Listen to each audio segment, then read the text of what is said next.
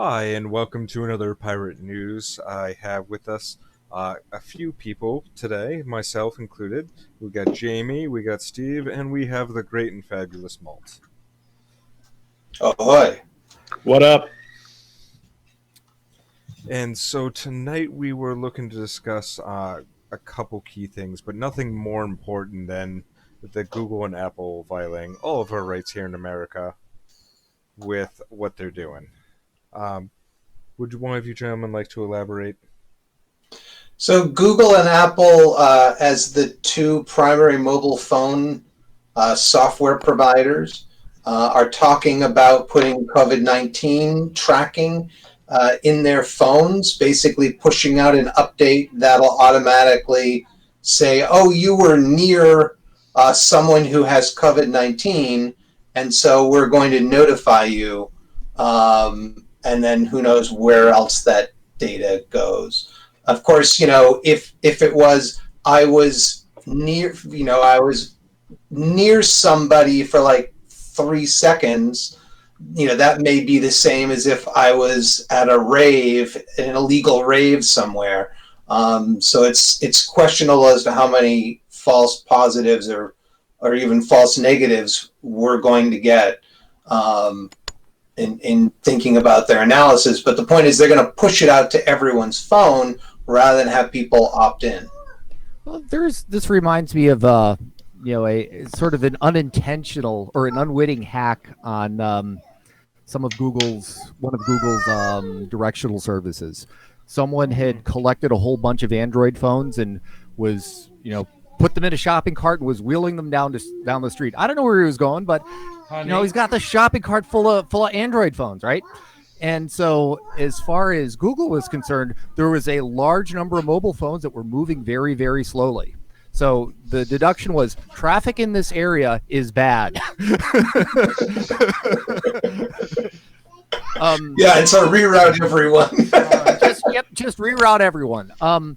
I mean, it's one of the things that I don't think that tech companies appreciate is sometimes people will go out of their way to mess with them, and I applaud this. I totally applaud this. But this seems like one way where if they're doing association based on they're doing notifications based on proximity associations. You were person A was close to person B. This seems right for lulls, shall we say.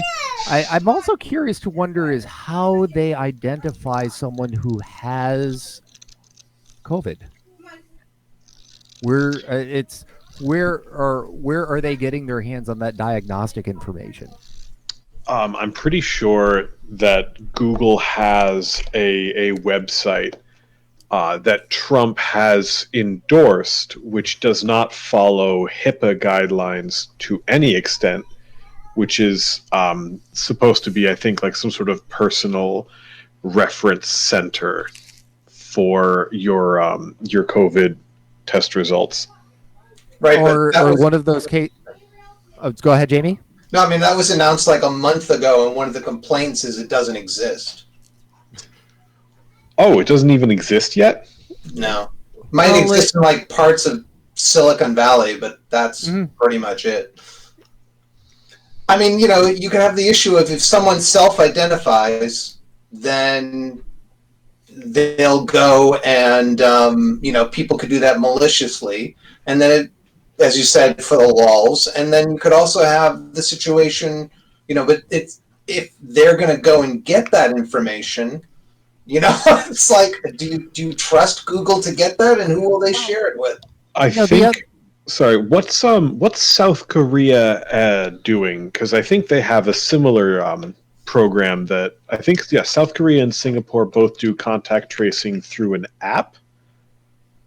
I think that gets installed on your phone when you test positive. I hadn't heard that. I know Taiwan was monitoring people's movements on their phone, and especially if they came in from abroad, they were just automatically tracking people who came in to use that as part of their contract tracking. I didn't think South Korea was using phone contact tracking. I thought they were using the usual. Well, Paper. I hate to say this, but in the United States, this is old hat. Using mobile devices to correlate proximity with a known set of people, i.e., which would typically be persons of interest for, well, quote unquote, national security reasons. We found that the NSA was doing that for years. So this is just another, this is another application. Yeah. Sorry. So when we say jokingly, and we sometimes do say this jokingly about mobile phones being the tracking device in your pocket that allows you to make phone calls, we're not joking. I mean, it almost seems like, well, what would you call like AstroTurf? Like an AstroTurf campaign? An AstroTurf campaign. I mean, like, it seems like they could use it to do AstroTurfing. Like, well, so I mean that's happening. The right wing reactionaries are AstroTurfing the protest campaigns against the what they call excessive quarantines, which are not excessive at all, and in fact rather overwhelmingly lackluster. But that's a whole ass other issue. But yeah, we are there's absolutely astroturfing going on because of this COVID thing. Russia and other state actors are running a number of disinformation campaigns. I think China and Russia have both been linked to claims that the virus originated in a U.S. disease lab. There's AstroTurf campaigns going on claiming that a lot of viral videos that medical personnel are making are proof that the emergency situations in the hospital is not that severe. Because, how bad can it be if you and two other orderlies, after the end of your 18-hour shift, make a video where you, fucking Harlem Shake or some shit? Well, one of the things that we had, back in the early or in the mid-teens were, the sort of the go-to piece of equipment. Thank you, Harris International, was a device called the Stingray. The IMSI International Mobile Subscriber ID Catcher. This was a thing that pretended to be a cell tower. The police would bring it in and turn it on. It would say, "I am a cell tower," and everybody at a demonstration or some sort of gathering, their cell phones would say, "Hey, I'm a cell phone." And so now you've got at least the phone numbers of everyone who was there. For the in the context of going back to what we were saying before of using mobile phones and digital technology to do contact tracing, I'm kind of wondering, in a couple of weeks, are we going to be hearing about super spreader events or how many of these astroturfing protests are going to actually turn into super spreader events? All of them. Yeah. Yeah, I recently saw something on Reddit where a person went through and they looked at just the domain name records of all of these all of these websites associated with this effort, and they were all carbon copies of one another. Ah. One of the big events I know was definitely backed by Betsy DeVos. Mm-hmm. Mm-hmm. Who's part of the Trump administration. So yeah, I'm in the middle of reading a book called When Miners March. So I picked this up from when I was down visiting some friends in Tennessee. But it's about the history of the West Virginia. Basically, it's labor history. West Virginia miners. Also, they go into some stuff in Colorado and Wyoming. But I just finished a chapter talking about a strike in Paint Creek, I think it was. But this strike lasted for 15 months. So this is 15 months of miners basically, not working. They were being evicted from their company homes. And, you've got the, what was it? Briggs Felt private detective agencies, so basically hired gunmen, sent down there to keep the miners in order. You have the governor of West Virginia declaring martial law, basically taking all these miners and anyone who wasn't working. They detained them, charged them in a military court, and sort of told them the verdict afterwards. Who needs Fourth Amendment rights? But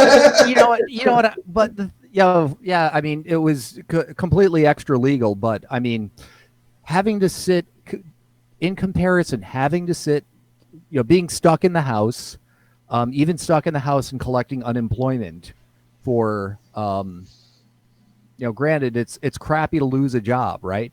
But this, the labor movement in the United States has weathered far longer, ordeals than just a month or so, a month or two. Well, one of the big issues with labor organizing is so much of it is based on face-to-face interactions, which just can't happen now. Like, the reason the Bernie Sanders campaign basically ground to a halt is because they can't do that direct organizing. Mm-hmm. I feel like I was definitely been fairly vocal about the limits of online organizing, which I have now eaten those words. Let me tell you, friends. So, progressives need a new thing. Like, we can't do massive turnouts because we'd all die. So not only all die, hazmat suits, and not only all die, but all be charged with acts of bioterrorism. Yeah, like, how can we leverage popular power in an era where that is directly lethal? Not even indirectly lethal. Like, you do something and then you get arrested and then you die. This is, you do a thing, 2 weeks later you die. Well, probabilistically lethal. And if it's not lethal, it's still miserable. Oh, that's better odds than the lottery. Yeah. Yeah, I mean, certainly there are a lot of people. I mean, even like there are a lot of people who are suffering right now. I mean, the Trump administration has given them giving people $1,200, $500 for every child. And on top of that, that's not going to do much. We've got unemployment systems that are completely overwhelmed. We've got 22 million, at least, probably getting towards 30 million people unemployed. That's right. And can't get unemployment. Only the rich got that stimulus package. That $2.5 billion gone, just gone, and none of the businesses. My small business definitely didn't get anything close to getting that. Right. If you weren't good with the bankers, you weren't getting that. And Yeah, the people good with the bankers are the people who don't need the bankers. We've already started seeing news stories about the companies that are getting money.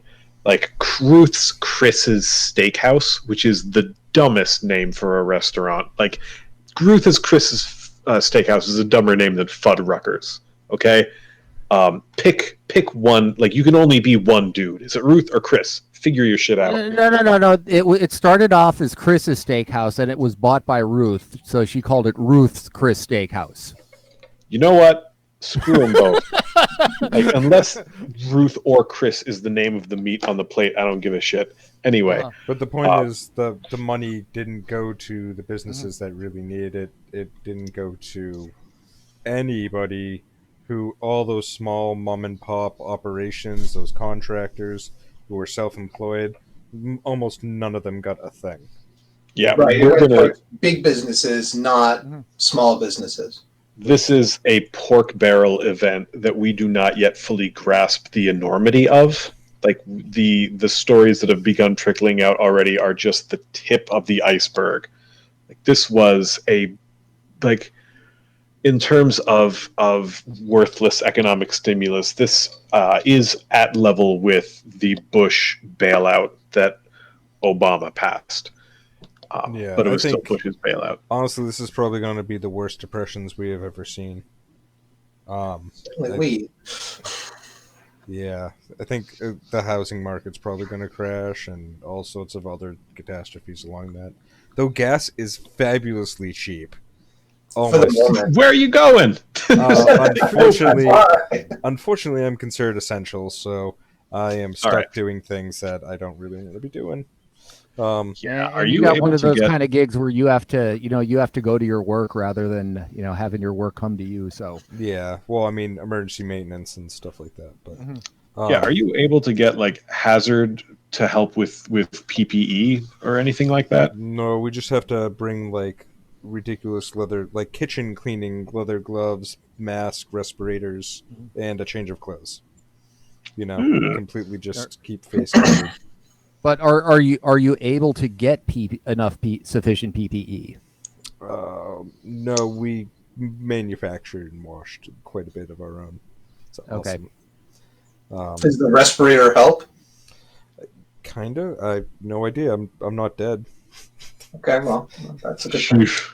And very very careful screening when you're going out there. Being as somebody in that position, I definitely ask, "Have you been sick? Do you know anybody that's been sick?" I ask them all these questions. Call them the night before. Call them the same day. Ask all the same Mhm. questions. Hey, any possibility? And then even when we're there, it's like, okay, you go stand over there. I mean, I Yeah. had to take the cat to the vet a week ago, and exactly the same routine. Before the day before, you know, they called to confirm the appointment, made a list of, made a list, asked me a bunch of questions. I got there, called them from the parking lot. They asked me the same questions. Then I just kind of handed the cat through the door. Like, Yeah. okay, you set him down here. Now you go over there, and now I'll come back, pick him up, and you go from there. Yeah, and I went into definitely. the local hardware store and they were like, you can't come in unless you have a mask. There, I was at a hardware store up in Holden, and there were a bunch of assholes without masks. Like all of the workers had masks. They even had built the Glass clear partition. plastic, yeah, partition. But not just a bunch of cranky dads buying turf seed, no masks or gloves. Yeah, I found that if you get a coffee filter between two articles of clothing and have that sewn together, that actually does a decent job of what the respirators are doing. The Oh, little okay. like face respirators. Mhm. Basically breathe through a coffee filter, that's gonna pick up a lot of it. Um, but as far as that goes, respirator like painting respirators get a lot of those ultra fine small particles, which is Mhm. why we're using them. So and that again, it's all about collecting the majority of it so you don't get sick. But Mhm. good social distancing is what we found to be the best. Um, So certainly for those who need to make their own, we have, if you go to our website, masspirates.org, up at the top, there's a link to resources for fighting the COVID-19 pandemic, and that includes lots of instructions for how to make your own masks, whether you're sewing them or making them in other ways. yeah, we have a lot of good information up on there, and we'll definitely link all that for you in the description below. So, by all means, when you're down there giving us a thumbs up and a subscribe, definitely go check that out as well. And It, it's so, frankly inspiring how hard the fiber arts community has stepped up in order to produce these reusable masks. It's definitely like one of the number one things people in the Worcester working mutual aid working group have been focusing on, and it's just really, thank you, inspiring to see how quickly people threw that together. Like people started churning those out overnight as soon as reports about the shortages became mainstream. There was no delay. That's awesome. now, one last bit of news that we wanted to discuss that is a little bit less joyous, and this has to do with technology and possible abuse of the people in the system to be able to use that. And of course, I'm talking about the mass SJC, whereas they did use it for the common good, but how they went about it might be questionable. Um, Steve, would you mind elaborating on that? Well, I'd actually think Jamie's got a little more background on this, so I'm going to hand it over to him. All right, that sounds good. Sorry, Mass SJC. What does that stand for? Supreme Judicial Court, as opposed to the General Court, which is our legislature. Okay. Yeah, so there was a recent ruling that came down from the Mass SJC. What had happened was someone who was accused of being a drug dealer, or was thought to be a drug dealer, was driving over the Bourne or Sagamore bridges to the Cape, and they have license plate readers on the cameras there, and so they figured out that they put a notice, basically a watch, such that if his license plate popped up, they would get notified. And so basically, he drives over the bridge, alert goes out, and then the police know that he's there, and they track him down and they arrest him. And he brought this to the, he appealed this. He was convicted, and he appealed this, saying, you can't just spy on me like that in a public place. And the SJC said, well, if we put a camera outside of your place of worship, or if the police put it outside your place of worship or your house, that would be too far. But this is just something, it's basically, I guess, a checkpoint. You can kind of think of it as.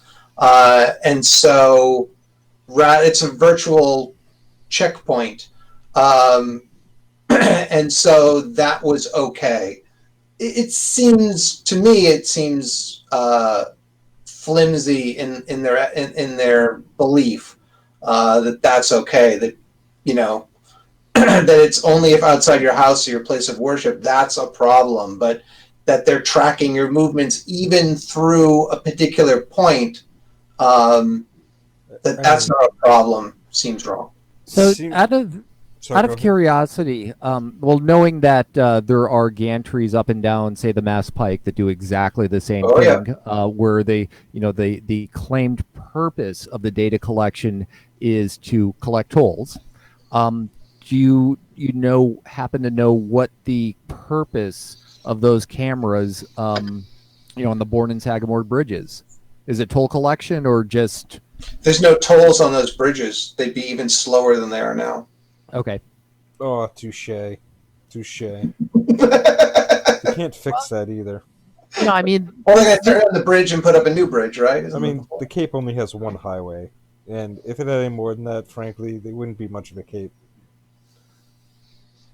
Well, this seems like one of those cases where it really comes down to what the purpose of the camera was. And was what I find myself asking is, what was the purpose for the installation of the cameras, and what was the scope of what was the scope of the data collection supposed to be?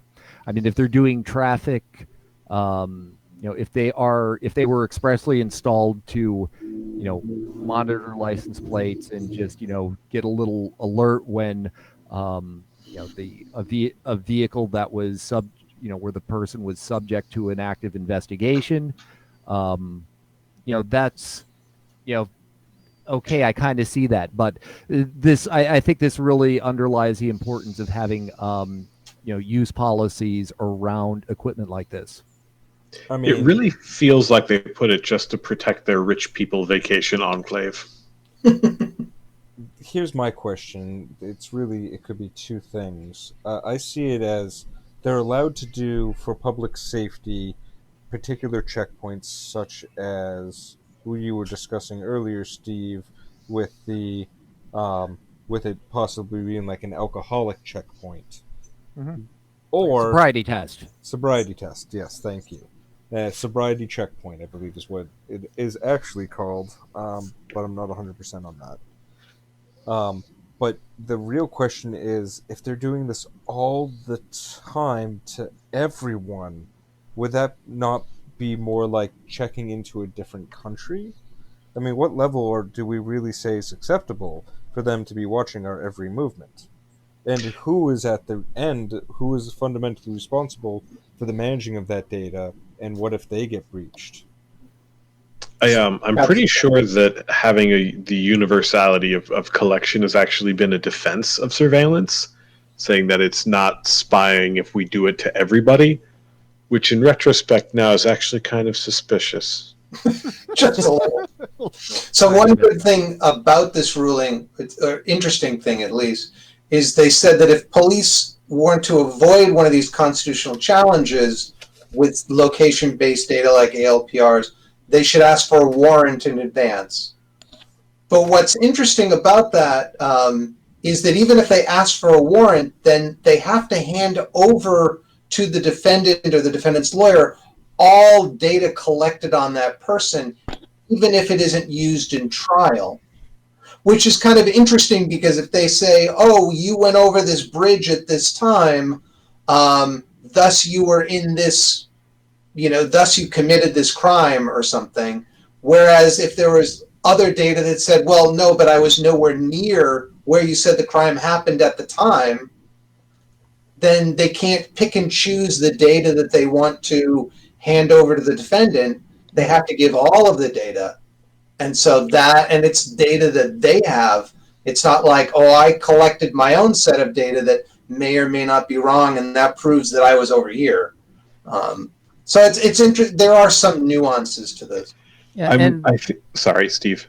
Oh, I was going to say this is also another case of where data retention policies matter. Well, Right. I was going to say that one of the biggest problem we're going to run in with ubiquitous surveillance is the parallel construction phenomenon, where the state will know you're breaking the law through a way that is not admissible in court. So then they basically just pick and choose a bunch of other crimes that you have done, which they can prove objectively in court, and then hit you with that, even if they can't hit you with the bad shit you've actually been doing. Like tax evasion. Well, no, it's this is another one of those things where going back to stingrays were a lot of the contracts they forbade municipalities from admitting that they had one or that such a thing even existed. So you would find gather evidence like this through an IMSI catcher, and you wouldn't be able to use it. So the police would have to go through parallel construction in order to, as a result. Weren't they also getting a cut off of anything that resulted from the data that the Stingray collected? That I do not know. You mean through asset forfeiture or something? Yeah. Well, certainly, I mean, the FBI, I think this was changed under Obama, but probably rolled back under Trump. The FBI would basically, we'll go and we'll do the asset forfeiture, and then we'll give you a cut. That's okay. That's what sounds shady, but whatever. Fourth Amendment is only a guidance, I guess, according to the Supreme Court. I think the term is lucrative government contract. Yeah. But still, in the end, it results in them breaking our basic right to decency. And I think that that's something that we really need to come up and figure out a way to fight, and stopping surveillance where it happens. So either that, or I talk to my cousin Joey and see if he can get me some plates out of the junkyard. Get a little bit of paint and make your own. It's. There have been 5G masts burned last week in England. I mean, I'm just saying. Well, Gotta tie her up over the camera, set it on fire. I mean, what I find amusing about that is like 5G. All you have to do is like close the door, and then suddenly you lose connectivity. So it's like, really, if houses are blocking it, it doesn't strike me that it's that bad a deal. But whatever. All right, gentlemen. Well, thank you very much for joining me this evening, and all of you out there watching, and please share, you know how this goes. So help us continue to grow with those shares and with those likes. Eat the rich. Take care, guys. All right. Have a good night.